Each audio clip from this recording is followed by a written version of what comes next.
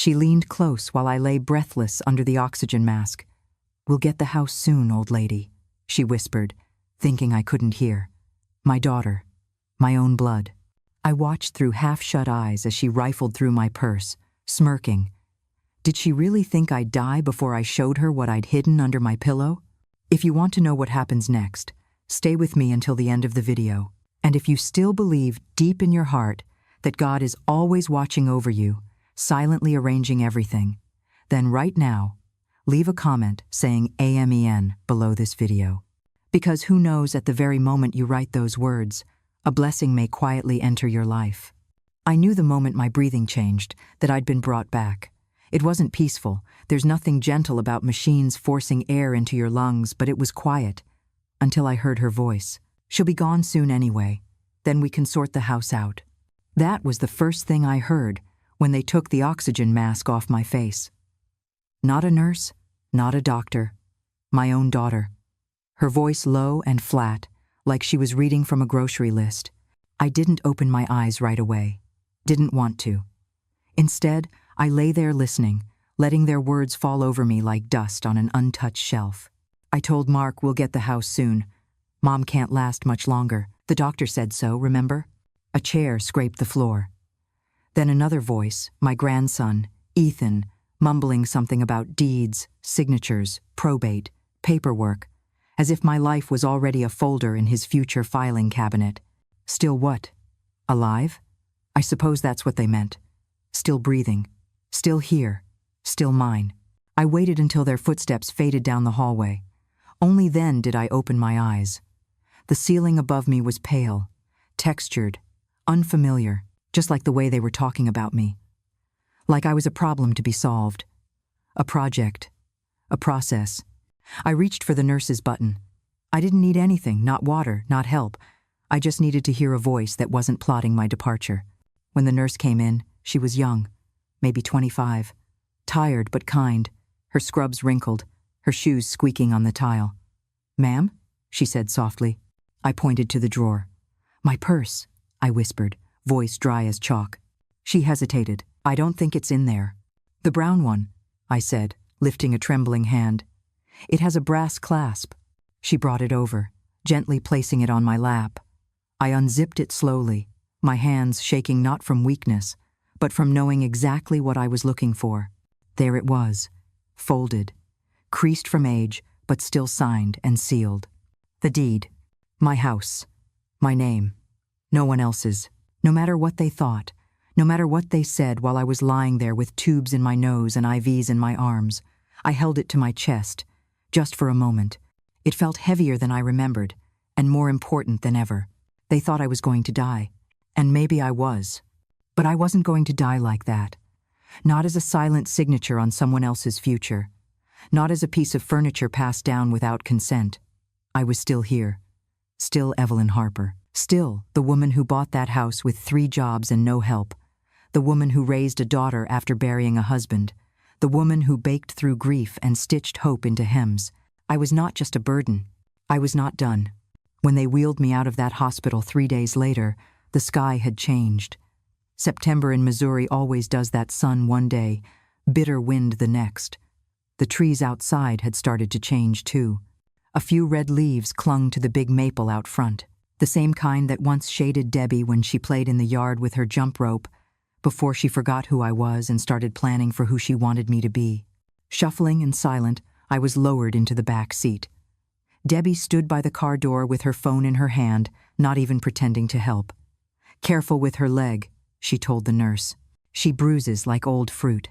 She didn't say it kindly. Mark sat in the driver's seat, tapping at the GPS. Didn't even get out. No one said welcome home. No one asked if I was comfortable. They just drove, quiet as the grave they'd already dug for me in their minds. The ride home was still, not peaceful. Still like a dog watching you from across the room, waiting to see if you'd drop something.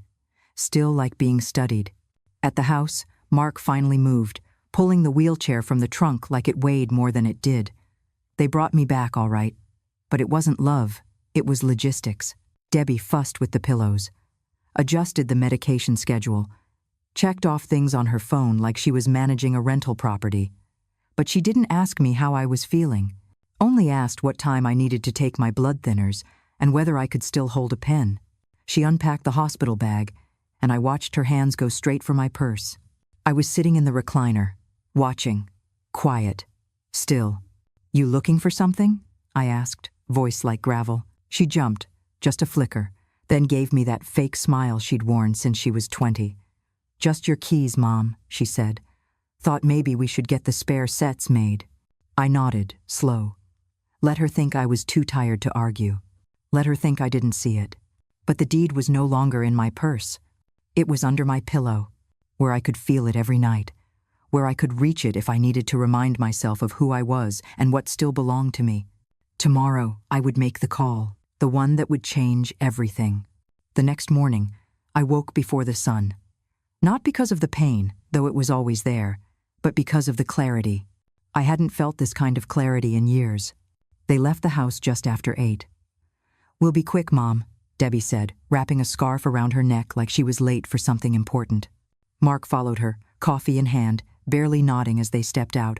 They always left me the same way, propped in the recliner, tea cooling on the side table, television humming some forgettable daytime show. I waited until I heard the car reverse down the driveway, the wheels crunching over the gravel. Then I moved. It wasn't fast, but it was mine. Every step was deliberate, every breath a reminder that I still could. I reached under the pillow. The envelope was there, just as I'd left it. My fingers trembled not with fear, but with determination. I slid it into the deep pocket of my cardigan and made my way to the landline in the hallway. 3 tries. Not because I forgot the number. I hadn't. It was written in my memory like a prayer. But my fingers weren't what they used to be. On the 3rd try, someone answered. "Whitmore Law," came the voice. Clear, calm. "Yes," I said, gripping the phone.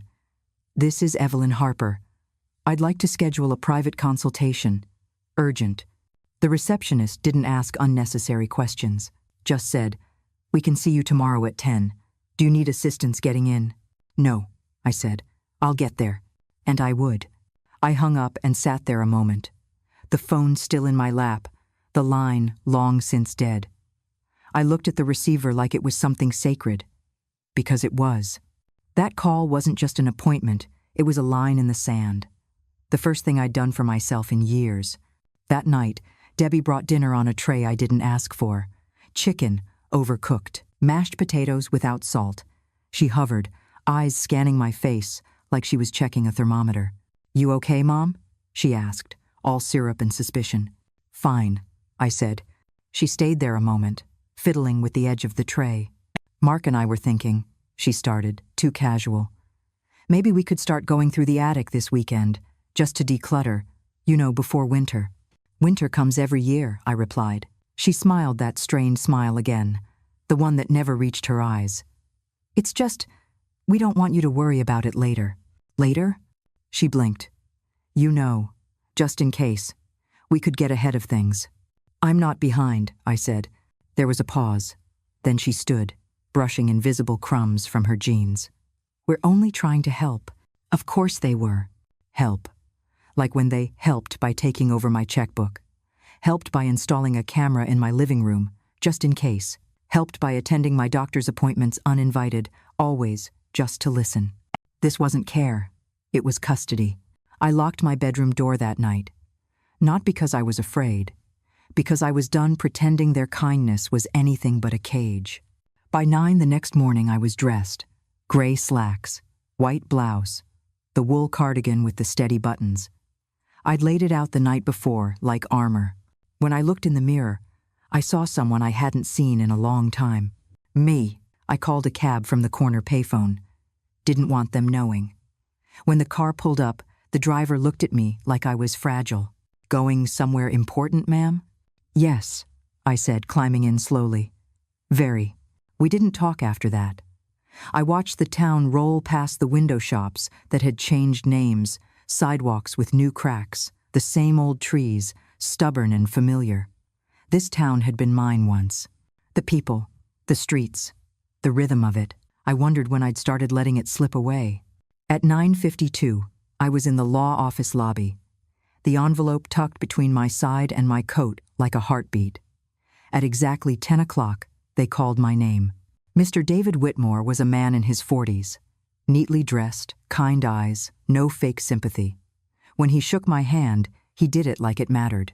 "I understand you want to review your estate documents," he said as we sat. "No," I said. "I want to revoke them. All of them." He paused, just for a second. "All right," he said, pulling up something on his computer. "You have a will from 2014. It lists your daughter, Deborah Knox, as primary heir and executor. Is that the one you're referring to?" I nodded. "I'd like to revoke the power of attorney as well. Any access they have to my finances, my health decisions, gone. Starting today." He didn't argue, didn't talk down to me, just asked, gently, "May I ask what prompted the change?" "I'm not being dramatic," I said. "I'm not confused. I'm not sick. I'm angry. And that's different." He nodded. "I heard my daughter at the hospital," I continued, telling her son they'd have the house soon, that I wouldn't last much longer. They weren't grieving, they were planning. Still, he didn't flinch, just listened. Like my words had weight. "I bought that house with 3 jobs. I paid off the mortgage early. I laid every inch of tile in that kitchen myself. And now I'm supposed to just disappear so they can remodel it?" I reached into my purse and placed the deed on his desk. "This stays in my name. Until I say otherwise." He opened the folder slowly, scanned it. "We can draft a trust," he said. "Protect the property. Revoke the previous documents. Start fresh. And if you'd like, name a new beneficiary." I thought about Olivia. Sweet Olivia, with her mismatched socks and shy smile, the one who showed up with banana bread and never once asked for anything. The one who remembered my favorite kind of pie. The one who brought me mulch in spring and never stayed longer than welcome. "There's someone," I said. "Olivia, my great niece. She's kind. She listens." He smiled. "Would you like to name her as the successor trustee?" "For now," I said. "If she changes, I'll change it back. I'm not naive anymore." He nodded, began typing. By 10:47, I was signing the last document. My hand didn't shake. And when it was done, I didn't feel sad. I felt returned. On the cab ride home, I watched the trees sway and the clouds stretch. Everything looked the same. Only I had changed. When I got home from the lawyer's office, I didn't announce where I'd been. I didn't owe anyone that. I let myself in, slow but steady, and found the house just as I left it. Debbie hadn't returned yet. The hallway was still. The kitchen smelled faintly of lemon cleaner. The recliner sat empty like it missed someone who actually enjoyed sitting in it. I walked to my room, locked the door behind me, and pulled out the folder Mr. Whitmore had given me. New trust, new will, all of it tucked neatly inside, with copies marked and dated. I didn't hide it. I placed it inside the drawer of my old writing desk, one with a lock, and slid the key into the lining of my cardigan. Let them look in the attic. Let them ransack the closet. They wouldn't find what they were after. That evening, Debbie returned with groceries and a smile too wide to mean anything good. "Long day?" she asked, setting down the paper bags. She didn't look at me when she said it. I replied. She unpacked each item with purpose.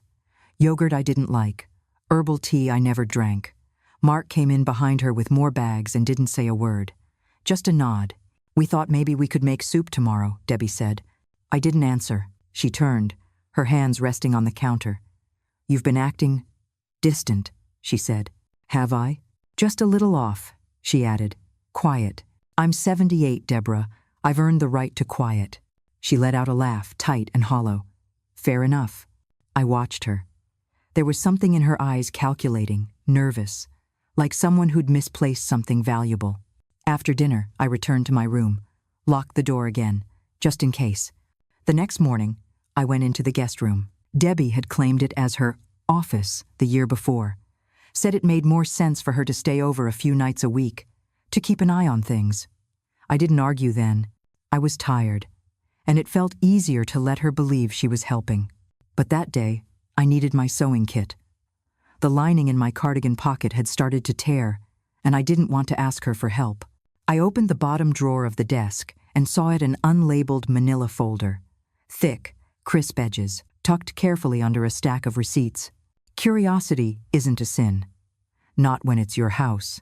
I pulled it out and opened it, and the first thing I saw was my name, printed bold and centered across the top of a legal document. Application for adult guardianship. My breath stopped. I flipped through the pages. Medical records I'd never seen. Notes from visits I didn't remember. Letters typed on my behalf, claiming I was experiencing progressive cognitive decline and increasing vulnerability to manipulation. Lies dressed up in official language.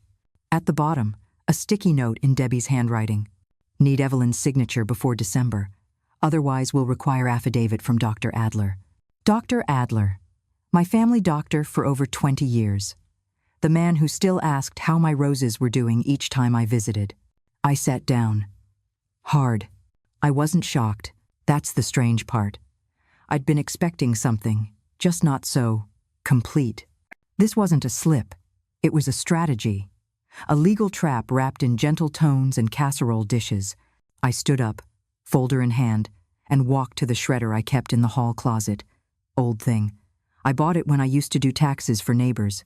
Still worked fine. I fed the pages through one by one. Not in anger. In finality.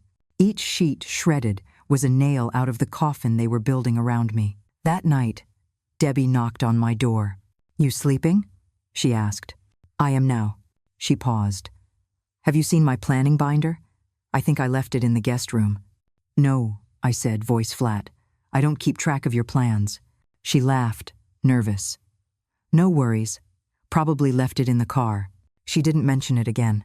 The next day, I called Dr. Adler's office. "This is Evelyn Harper," I said firmly.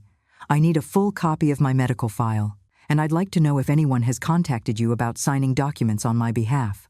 The nurse on the line was startled. "Not that I know of, ma'am. I can place a flag on your chart, though.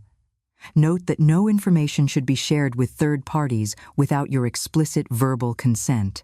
"Yes," I said. "Put that in writing. Mail me a copy." Then I called Mr. Whitmore. He listened quietly. When I finished, he said, "That crosses a line."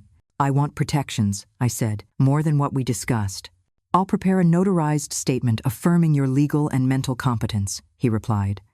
"If they try to file for guardianship, we'll contest it with everything we have." "Good," I said, "because they think I'm too old to fight back." "You're not," he said. "I know." That evening, I sat in my chair by the window and looked out at the maple tree. Its leaves were turning early this year, a scatter of red and gold brushing the lawn like spilled paint. I'd lived in this house for 42 years. Replaced the roof, painted the porch, sewed curtains for every window. And now my daughter was trying to pry it from my hands by pretending she knew what was best. Robert would have called it what it was, a betrayal. But Robert never lived long enough to see how people change when they think you can't fight back. I had, and I wasn't done yet. It started the way these things always do, quietly. Not with a bang, but with a shift, a change in temperature you only notice when it's already raining. Debbie stopped smiling. Not completely. She still wore that polite curl of the lips she offered to neighbors and cashiers. But around me, it thinned, tightened. Her eyes narrowed more often than they blinked. Mark, too, he stopped pretending. He lingered in hallways, hovered outside rooms like he was waiting for something to break. They could sense it. The shift. They didn't know what I'd done.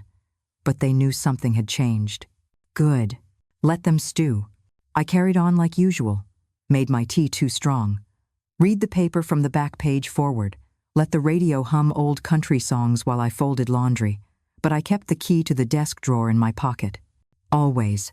One morning, over toast and eggs I made myself, Debbie set down her fork with a little too much force. "You've been acting strange." I didn't look up. "Strange how?"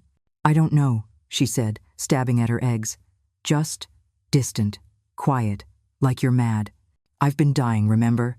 I said flatly, scooping up jam with the back of my spoon. Her fork paused midair. "That's not what I meant." But it was. What she meant was, I'd stopped being predictable.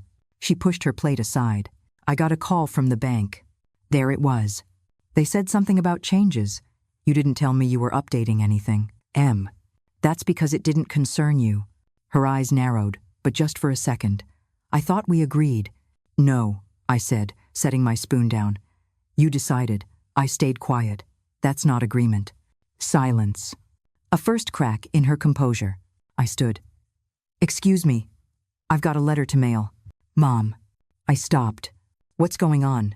I'm taking my life back, I said, and I walked out the door.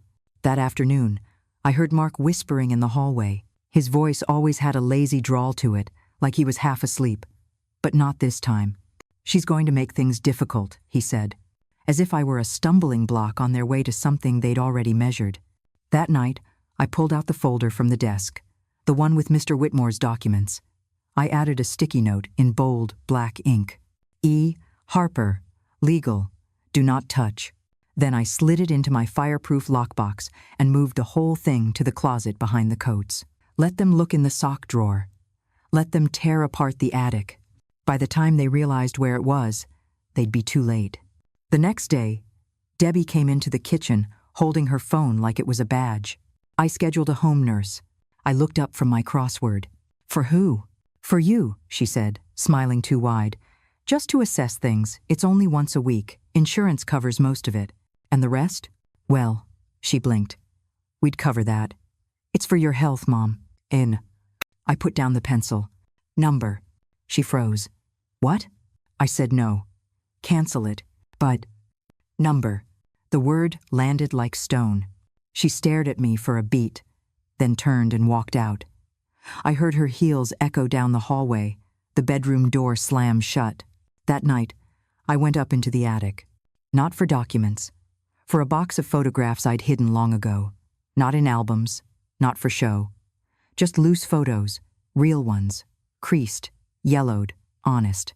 Me and Robert the summer before he died. Debbie at 5, dirt on her cheeks and a crooked smile. The kitchen, when it still had its original cabinets, before they insisted I modernize it.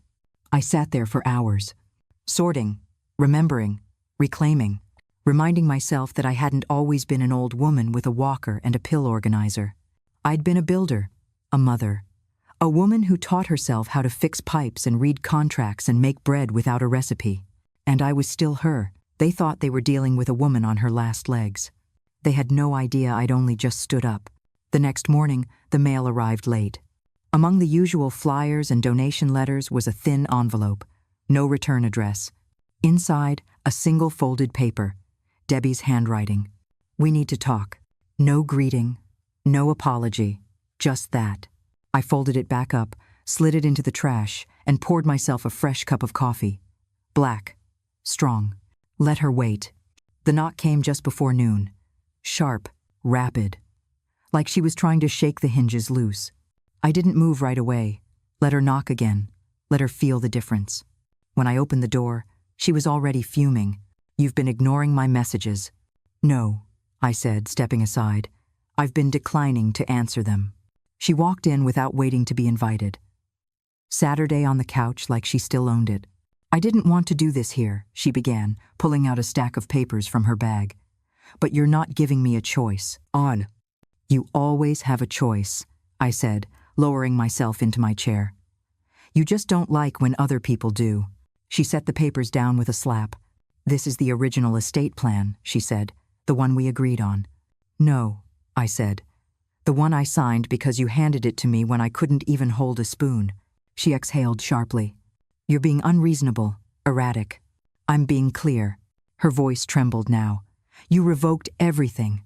The will, the power of attorney, everything. Why? I looked at her slowly. What exactly have you done for me, Debbie?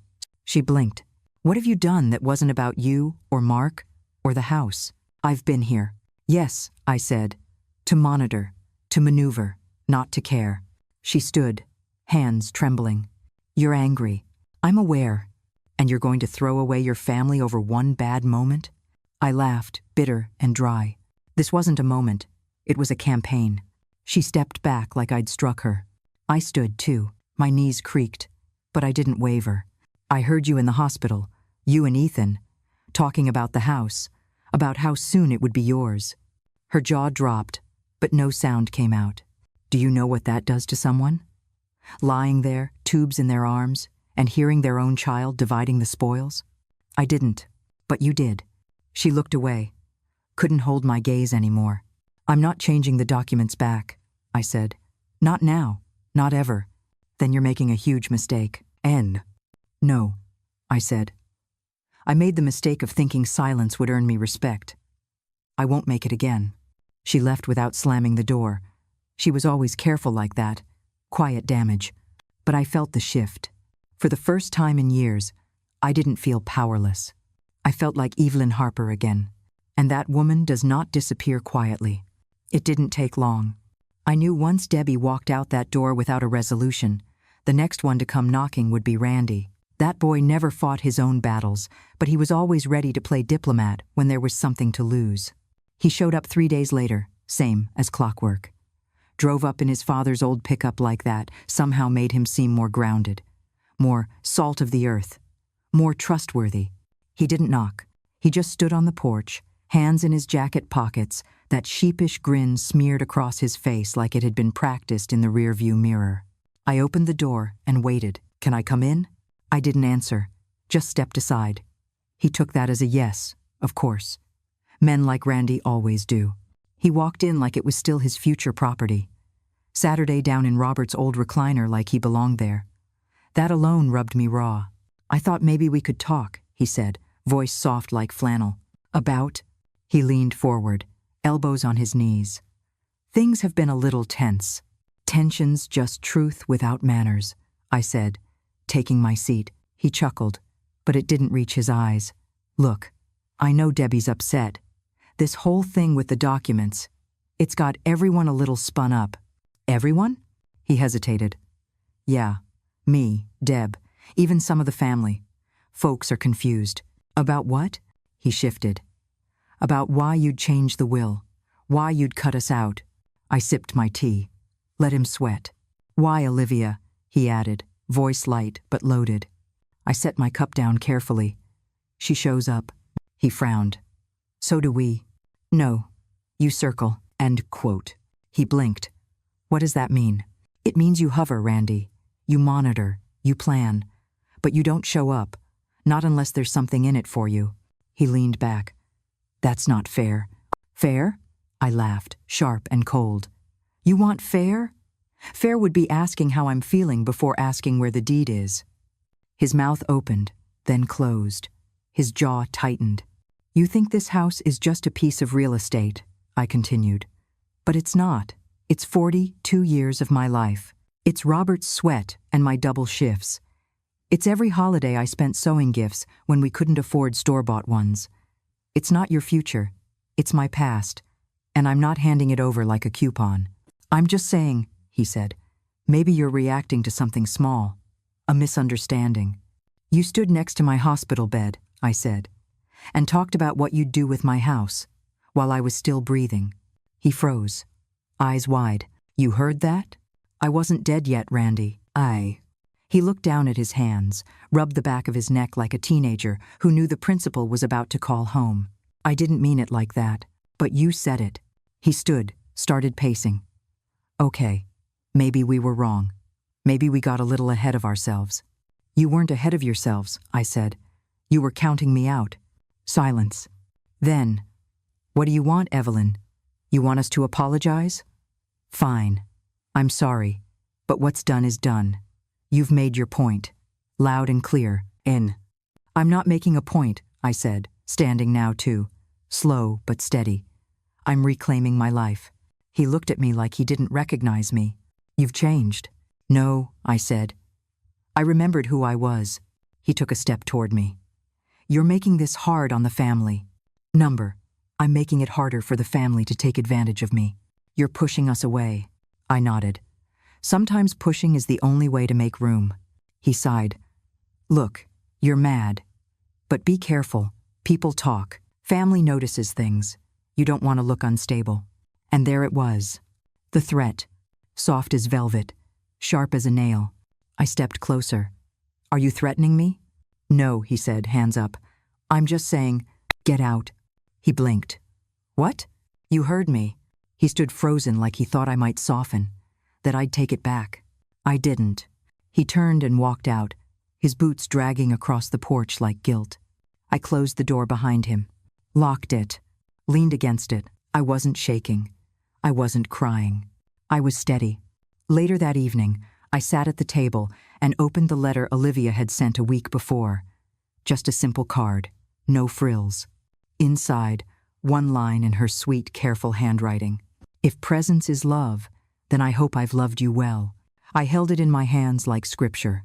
And I smiled. Not out of spite, but out of peace. I didn't sleep that night, not from fear, but from the kind of clarity that keeps your mind sharp as glass. When the sun crept over the trees and painted the windows gold, I was already dressed. Not in anything grand. Just my good slacks, the navy blouse with buttons that didn't snag, and the cardigan with the stitched pockets Olivia helped me repair last spring. I made coffee strong, the way Robert used to like it, and I drank it standing by the kitchen sink, watching the maple leaves flutter down like confetti. The wind had picked up overnight. It had a way of clearing things that needed clearing. By 9 o'clock, I had gathered every financial document. I still had a bank file that hadn't been updated in 5 years, old passbooks, a folder of account statements. I slipped them into a canvas tote and caught the next bus into town. I hadn't taken the bus in years. The driver looked surprised when I stepped up. "Mornin', Miss Harper," he said, tipping his cap. "Mornin'," I nodded, dropping the fare into the slot, just out securing my peace of mind. "Oh," he chuckled, not sure whether to take me seriously. I did. At the bank, a young man with hair parted so clean you could measure carpet with it greeted me at the front. "How can we assist you today, Mrs. Harper?" I looked him straight in the eye. "I need to restructure everything, and I want you to explain it like I've never seen a dollar before." He blinked. "Of course." We sat in a private office. His name was Joshua. He tried to start with pleasantries, but I waved them off. "Start with the accounts. All of them." 2 hours later, I had closed 3 accounts, opened 1 new one in my name only, and placed digital alerts for every transaction. Every single one. Then I asked about a trust. "Are you thinking of transferring property?" Joshua asked. "No," I said firm. "I'm thinking of protecting it." He nodded, realizing I wasn't here to play. He started his pitch, but I stopped him. "I already have an estate lawyer, David Whitmore. I want the trust tied directly to what he's setting up." "Yes, ma'am. We'll coordinate with his office." By the time I left the bank, my folder was thicker, my hands lighter, and my chest freer than it had felt in a decade. I didn't take the bus home. I walked. It wasn't a short distance, nearly 2 miles. But the weather was cool, the sidewalks cracked in familiar ways, and my legs, though stiff, were mine. Each step felt like a reclamation. At the corner of Jefferson and Main, I passed the church thrift shop where I used to volunteer on Saturdays. They had a display of fall decorations in the window, tiny pumpkins, knitted scarecrows, and a faded banner that read, "Give thanks." I paused. Yes, I thought, give thanks. Not because life had been easy, but because I'd finally remembered I was still allowed to own mine. When I reached the house, I didn't feel tired. I felt grounded. The porch creaked the same way it always had. The front door stuck a little at the bottom. Randy never did get around to fixing that. I didn't mind. It reminded me this place had weathered things. And so had I. I made tea. Real tea. Not the herbal nonsense. Debbie always pushed on me and opened the new ledger I'd started. Fresh notebook, clean lines, a blue pen. At the top of the page, I wrote, "The 14th of October. Status check. Financial accounts. Secured. Property. Placed in trust. Power of attorney. Revoked. Executor. Reassigned. Documents. Stored fireproof box. Second copy at Whitmore's office." I paused.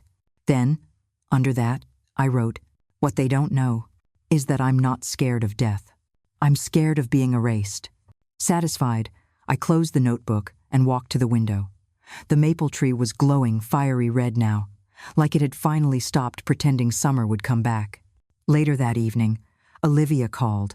She never texted, never emailed, always called. That mattered to me. "I made a few decisions," I told her, voice steady. "About the house?" she asked. "About everything. End of." There was a pause. "You want to talk about it?" "Not yet," I said, "but I want you to know when the time comes it's going to make sense. I trust you. 4 words. I trust you. It was the first time I'd said them aloud in years. There was a soft inhale on the other end of the line. Then, thank you. We didn't talk about legal documents. We didn't talk about Debbie or Mark or the future. We talked about her garden. She was building rain barrels from old wine casks. We talked about her cat, Finn, who liked to sleep on her laundry. We talked like people do when they have nothing to prove. When we hung up, I didn't feel triumphant. I felt still. Still like the surface of a pond when no one is throwing stones in. That night, I didn't lock my door. Not because I trusted them, but because I didn't need to anymore. Let them try. I was ready. The next few days passed quietly.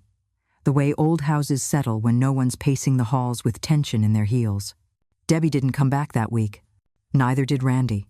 No follow-up calls, no sudden visits, no casseroles wrapped in foil as veiled guilt. Just silence. It wasn't empty. It was clean. There's a difference. I spent the mornings the way I liked. Slowly. I made scrambled eggs without rushing the yolks.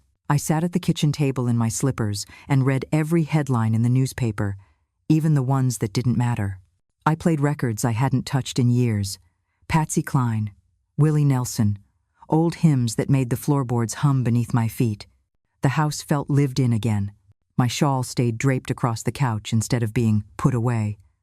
My knitting sat on the armrest like an old friend, and the radio no longer played just for noise. It played for me. Then, on the 4th morning, the doorbell rang. It wasn't sharp. It wasn't rushed.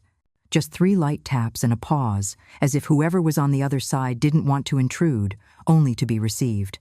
I shuffled to the door and peered through the side glass. Olivia. She stood on the porch with her hair pinned back in a loose twist, cheeks pink from the chill, a small paper bag in one hand and a folded cardigan in the other. "I brought banana bread," she said as I opened the door. "It's still warm." I stepped aside without a word and let her in. The house didn't resist her.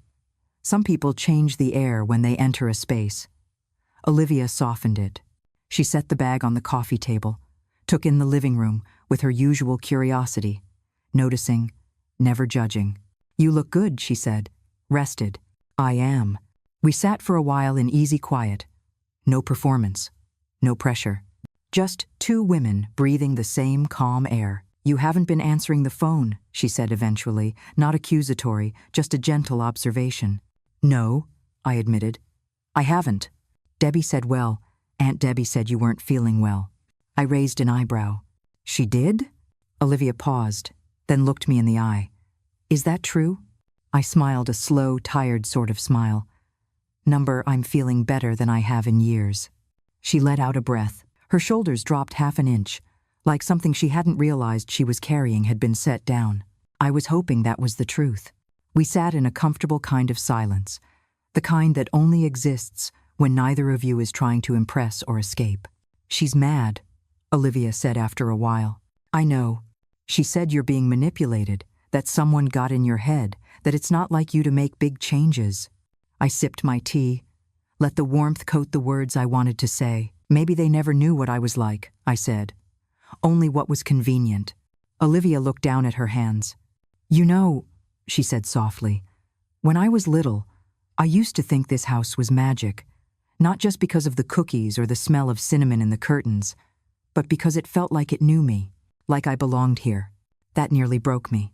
"You do," I said. Just 2 words, but they landed like anchors. Her eyes met mine, glassy but not crying. "I never did anything to earn this," she whispered. "The visits, the trust. I didn't come for that." "I know," I said. "That's why it matters."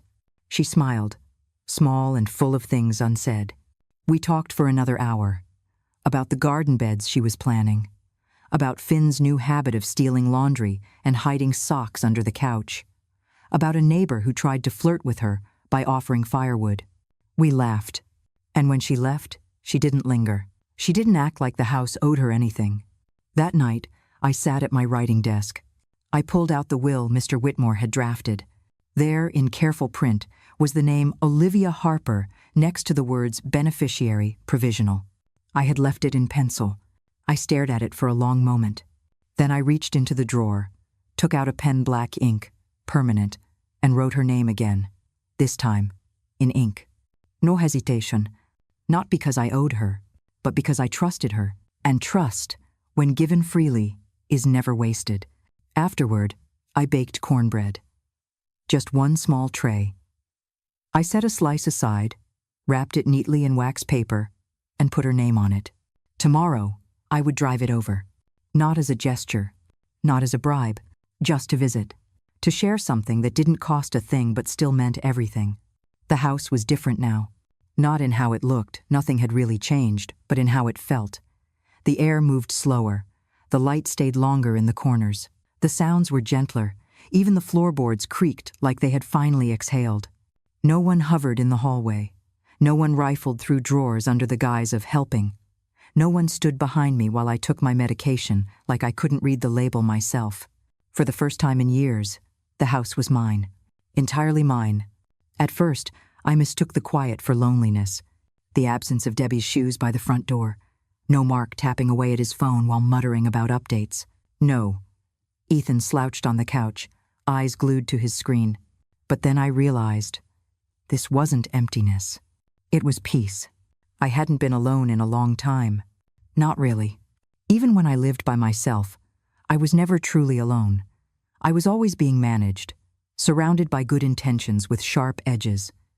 Every visit, every favor, came with a side of subtle control. Now, I breathed on my own rhythm. I didn't have to justify toast for dinner, didn't have to explain why I wanted the thermostat 2 degrees higher, didn't need to account for every bottle in my medicine cabinet. I started doing things that used to bring me joy before my life became someone else's project. I opened the windows in the morning and let the breeze sweep through the curtains, even if it brought in a little dust. I wore my favorite slippers all day, the ones with the thinning soles and the stitched smiley faces on the toes. I played my old records again, real ones, with the soft crackle and hiss that no streaming service could ever replace. I started writing. Not for anyone, just for me. Little essays, thoughts I'd held inside for decades. Stories from before Robert died, memories I hadn't touched in so long they felt like dreams. One afternoon, I wrote about the day I bought this house. It had been a rainy March, 1974. Robert was gone 6 months. Debbie was 10, all skinny legs and tangled hair. I had saved for years, penny by penny, taking in mending, cleaning houses, and running a little second-hand stall on weekends. When the realtor handed me the keys, she said, "You sure you want to take this on alone?" I remember saying, "I already have." This house wasn't given to me. It was earned. That meant something, and I had almost let them rewrite that story. Almost. That evening, I sat in the attic with the photo boxes. Not albums, just boxes. Decades of unfiltered life. Debbie at 5, arms covered in mud, smiling wide enough to split her face. Me, younger than Olivia is now, holding a cake that had sunk in the middle and still got second place at the church fair. Robert on the porch with his sleeves rolled up, hammer in hand, building the railing that still holds after all these years. They weren't perfect pictures, but they were real. Proof of a life lived with effort, with intention, with love. Even the hard parts were sacred. I remembered the first winter after Robert passed. The furnace went out during a snowstorm. Debbie was coughing, I was crying, and the dog refused to sleep anywhere but on my feet. I boiled water on the stove and filled pots to keep the kitchen warm. We wrapped ourselves in every blanket we owned and fell asleep on the floor next to the oven. I remember thinking, this is still home, even now. And it still was. Not because it was clean or fixed or future-proof, but because it had held me through every version of myself. Downstairs, the phone rang once. Then silence. I didn't answer. If it was important, they'd leave a message. They didn't. Good. I wasn't ready to let the outside world back in just yet. I stayed in the attic until the moon started showing in the window. The dust made my throat dry, but I didn't mind. The memories needed air. Before I went back downstairs, I pulled out one last thing, a thick envelope. The original will Debbie had made me sign 3 years ago. The one that named her executor of everything. The house, the bank accounts, even my tea kettle, if she could have added it. I held it in my hands. Not with anger, with awe, that I'd come that close, that I had almost let this be it. A signature scribbled through exhaustion, a life dissolved into convenience. I shredded it, slowly, not to feel powerful, just to feel finished. Not everything needed to be kept. Some things needed to be removed, not hidden, not buried, removed. That's when I knew I was really free. Not because I'd won, but because I'd chosen. That night, I left the attic light on. Let the house breathe a little longer. Let the ghosts see. I wasn't afraid of them anymore. The next morning, the light through the kitchen window felt different, softer, like it wasn't just lighting the room, but keeping me company. I made my coffee slow, letting the kettle whistle longer than usual. Then, I opened the window and let the breeze in, even though it made the curtains flutter and sent a few papers skimming across the counter. Let them fly. The quiet was no longer unsettling. It was a rhythm. The tap of the old clock above the stove, the gentle hum of the fridge, my own breath, steady and unmonitored. I watered the philodendron by the window. I had almost forgotten it. Debbie never cared for plants. She said they made the house feel cluttered, and I suppose that's what she thought of me too. That morning, I wrote again. Not in the legal ledger. In the notebook I had set aside for myself, the one with the yellow cover Olivia had given me last Christmas. She thought it might help me remember things. Turns out it helped me decide them instead. I wrote about the time Debbie got lost at the county fair when she was 6, how I ran through the crowd screaming her name, heart thundering, until I found her by the funnel cake stand, crying and sticky. I scooped her up without scolding her, and we sat on the curb, splitting the funnel cake until the sun started to dip behind the Ferris wheel. I hadn't thought of that in years. I used to believe memories like that were what kept families together. Now I understand they're just pieces. Beautiful, yes, but not binding.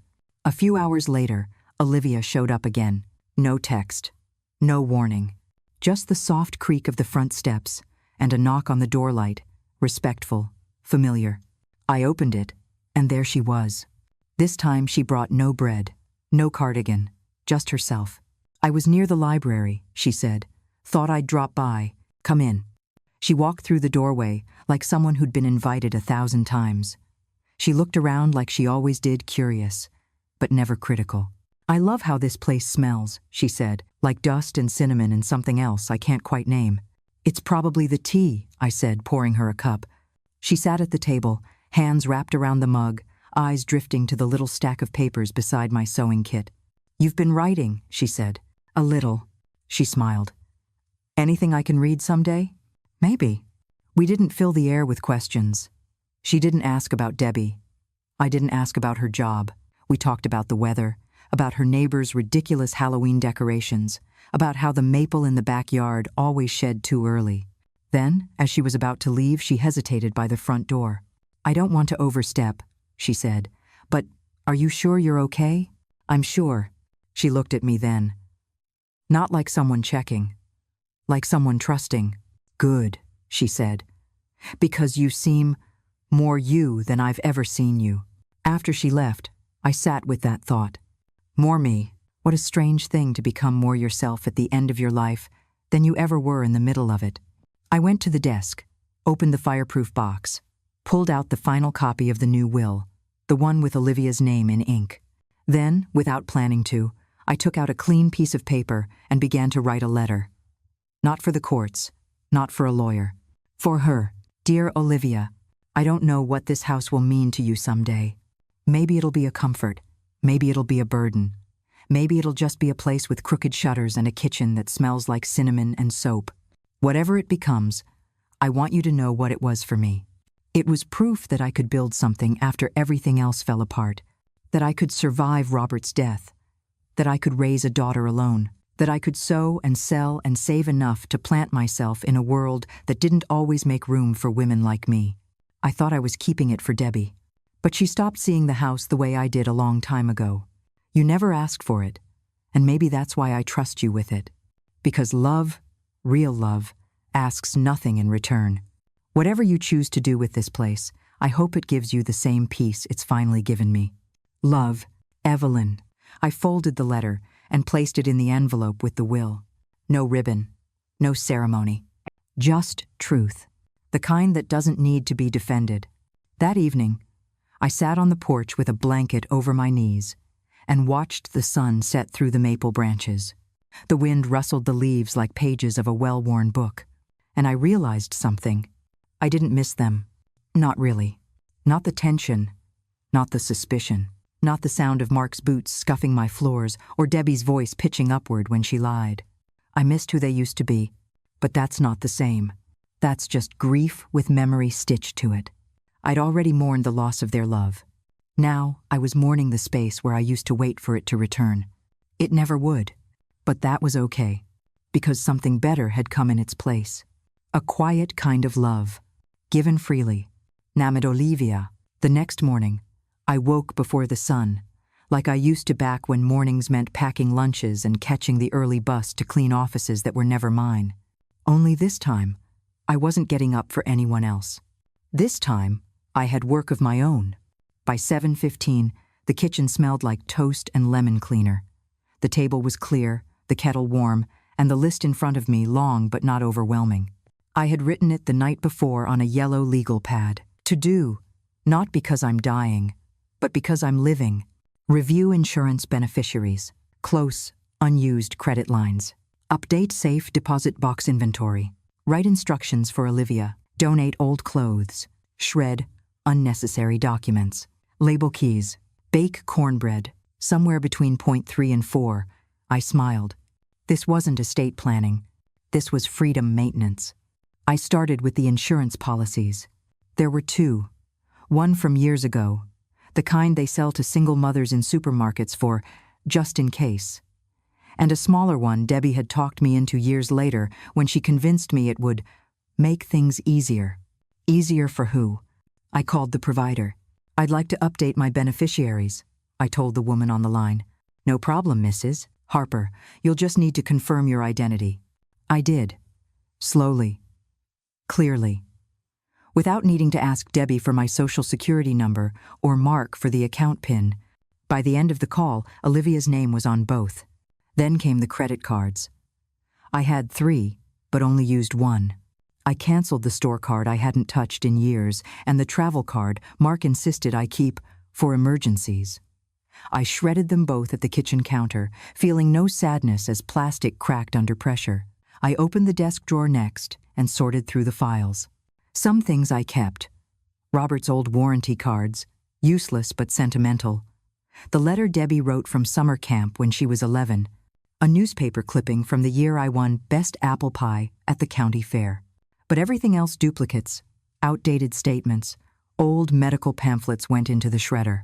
By lunchtime, I had filled 2 garbage bags with the past. I sat at the table, drank a tall glass of water, and looked around the room. Everything in its place. Everything mine. I moved on to the keys. There were more than I remembered. Keys to the shed, keys to the attic, keys to the lockbox, keys to the sewing chest. I laid them all out and labeled each one with masking tape and a Sharpie. I thought of Olivia opening that drawer someday and knowing exactly where everything went. Not because I told her, but because I trusted her enough to make it easy. Then I paused. This was the difference. Debbie always wanted my trust to feel hard. Like she earned it through persistence. Like it was a debt I owed for the work she claimed she did. But Olivia? She never asked for it, which is why I gave it to her freely. Later in the afternoon, I started baking. Not out of obligation, just because I wanted the house to smell like something alive. Cornbread golden, crusted, soft inside. As it baked, I sat down and began writing a new note. Not a letter, just thoughts, a kind of map in case someone ever needed to know who I really was. Evelyn Harper. For the record, I didn't get everything right. I said yes too often when I should have said no. I stayed silent to keep peace that never really existed. I loved people longer than they loved me back. But I kept the house. And I kept myself. And maybe that's enough. I folded it, slipped it into the file next to my will. Then I checked off item 4 from my list. Write instructions for Olivia. Item 8 was already in the oven. By early evening, I was done. I stood in the living room, looked around, and saw not a battlefield, but a sanctuary. The sun dipped lower. The shadows stretched across the floorboards like tired guests getting ready to leave. I poured myself a glass of sweet tea. Saturday, in the rocker Robert built. Let the breeze find me through the open window. And I knew without question. If someone asked me, "Are you ready?" I would say yes.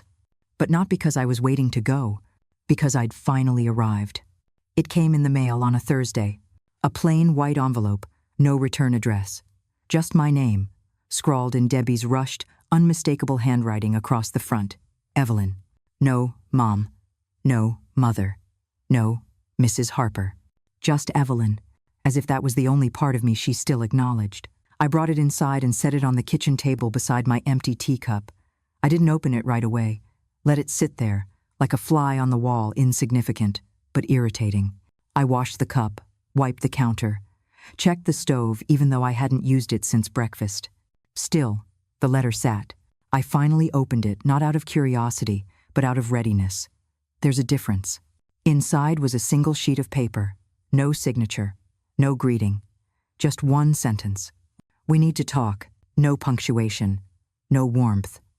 Just that line, stretched tight like fishing wire, meant to hook and reel.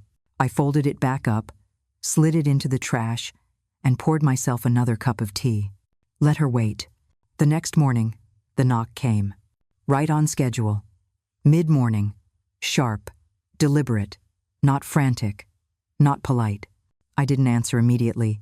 I finished the bite of toast in my mouth, took a sip of tea, then walked to the door. There she was, Debbie, standing with arms crossed, face set, like she'd been rehearsing her expression in the car mirror. "You've been ignoring me," she said the moment I opened the door. "No," I replied. "I've been declining to answer you." She didn't like that. Her jaw tensed. "May I come in?" I thought about saying no. Not because I needed the power, but because I wanted her to feel what it was like to ask for something she always assumed was hers. I stepped aside. She walked in like it was still hers to walk through. Her eyes moved quickly, scanning the room as if trying to spot the changes she couldn't quite name. "I didn't want to do this here," she said, sitting down in the armchair like it still belonged to her. "But you're not giving me much choice." "You always have a choice," I said, lowering myself into my chair. "You just don't like it when other people do." She didn't respond to that. Instead, she reached into her bag and pulled out a thick folder. Papers, highlighters, sticky notes, her weapon of choice. "This is the original estate plan," she said, spreading it out like she was teaching a class. "The one we agreed on." "No," I corrected. "The one you pushed across the table while I was still recovering from surgery.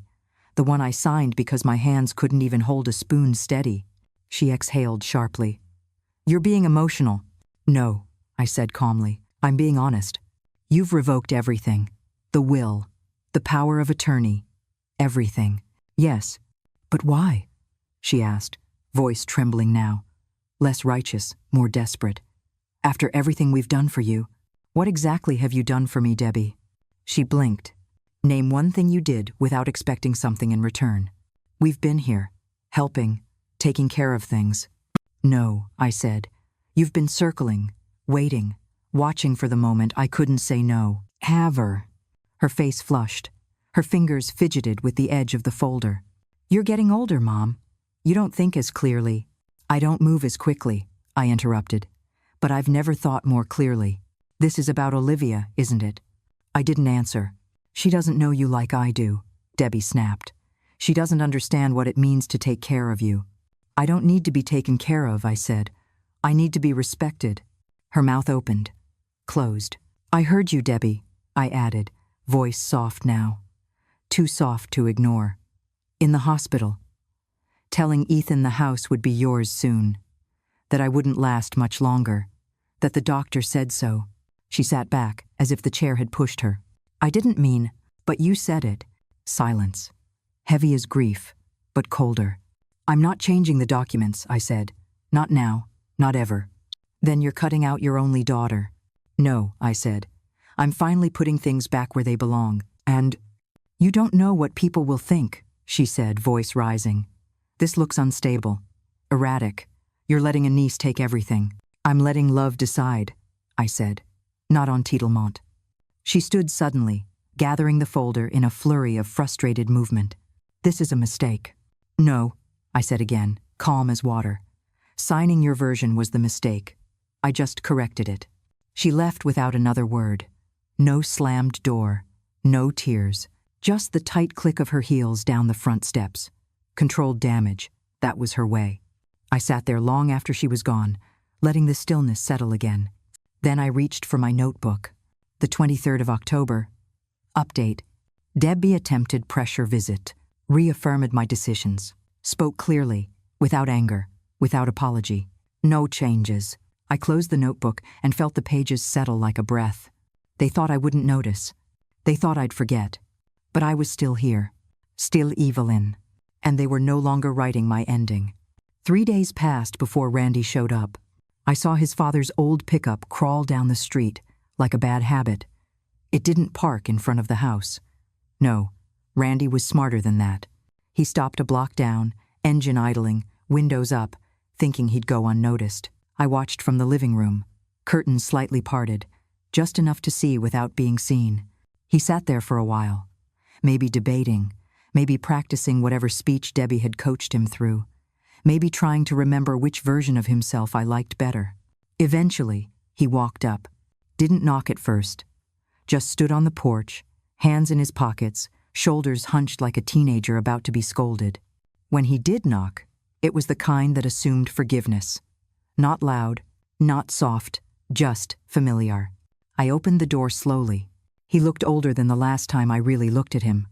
Tired, thin around the eyes, but still wearing that same easy smile, the one he used when asking for money.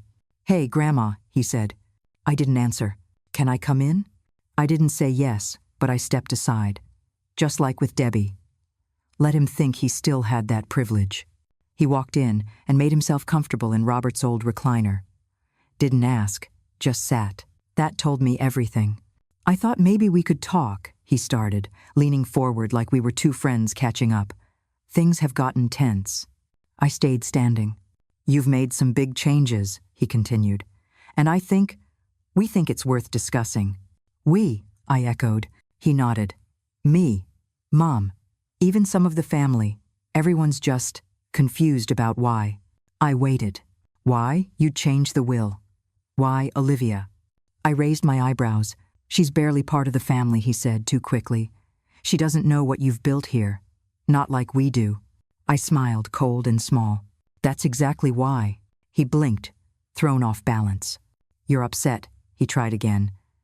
"You think Mom said something wrong, and maybe she did, but cutting us out like this? That's not you. You don't know who I am," I said quietly. He looked confused, like someone who's just been told the password's changed. "You've only known the version of me who signs checks and says yes," I continued. "The one who stocked the fridge and bit her tongue. You knew the convenient Evelyn, not the one who built this house with her bare hands and her broken back." He opened his mouth, closed it. "I was your grandmother when it suited you," I said, "when tuition was due, when your car broke down, when your mother didn't want to pay for Christmas. But when I needed help lifting groceries, or when I was lying in a hospital bed with tubes in my nose, suddenly I was just paperwork waiting to be signed." "That's not fair," he said. I laughed once, short and sharp. "Fair? You want fair? Fair would be you showing up without your mother's instructions. Fair would be you not looking around this house like it's already yours."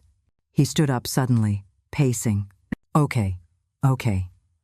So maybe we got ahead of ourselves. But you've made your point, loud and clear.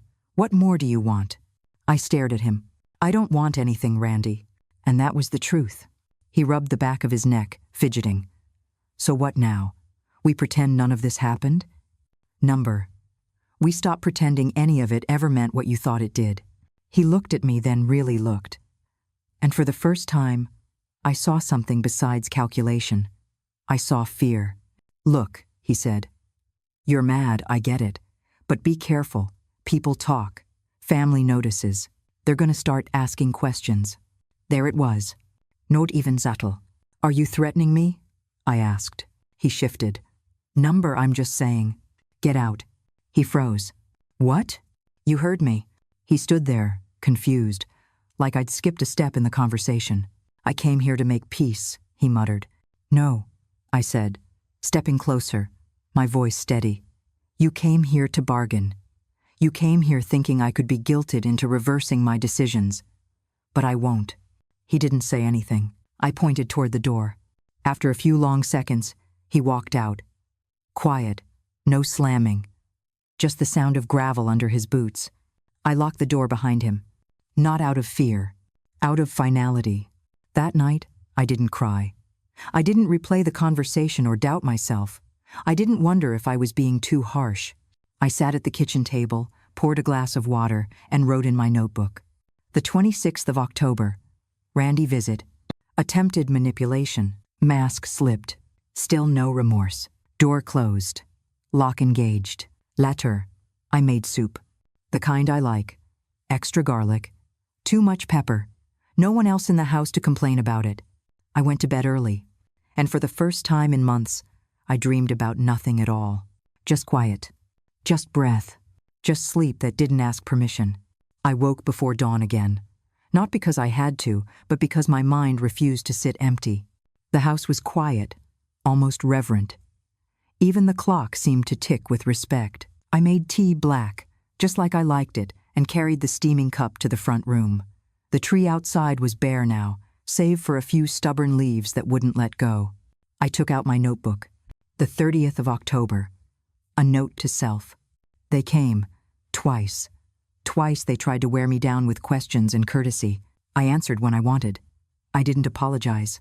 They're uneasy now. That's fine. I need to remember. I'm not shrinking. I closed the notebook and pulled a blanket around my shoulders. It felt good to sit in the silence, because silence isn't empty. Silence can be full of clarity, of peace, of truth. A thought came that I hadn't had in years. I'm allowed to take up space, not just in my house, but in my life. Late morning, I walked down to the mailbox, expecting nothing, but there it was, a small envelope, pale green. Olivia's handwriting. No return address. Just Mildred, my name in ink, not Mom or Grandma. Inside was a single card. No frills, just her words. Thank you for trusting me, for the stories, for letting me in. I folded it and carried it inside like a letter from the wind, soft, unassuming, but powerful. I didn't open any other mail that day. Instead, I brewed another pot of tea and settled into the rocker by the window. Outside, the maple was skeletal, its leaves long gone, but I could still feel its presence, its history, because that's what our homes do. They hold us through loss and love, seasons and storms. At noon, I started writing again, not errands or lists, but life moments. I wrote about the yellow dress I wore to the county fair when Debbie was born, how I held her in my arms under the ribbon tents, the sky blue and bright and full of possibility. I wrote about the night Robert asked me to marry him, a quiet conversation over dishes, and how I said yes, even though I was still grieving. I wrote about the winters we weathered after we lost him, the nights we shared blankets over the oven, the dog curled at my feet, Debbie asleep on dripping shoeless feet. I wasn't just remembering, I was reclaiming. These weren't just memories. They were proof I'd always been someone who mattered. By mid-afternoon, I heard the car drive by, the old truck, gone quiet. Maybe Randy. Maybe someone delivering a catalog. Could have been anything. But I didn't move. I didn't need to. What mattered wasn't who came through the door anymore. It was who I was when no one else was around. At the supper table that night, I lit the simple oil lamp Grandma used when I was a girl. Its flame flickered, alive. I made vegetable stew and cornbread, one slice saved for Olivia tomorrow. I sat back and let the warmth settle. Then, I thought about the future.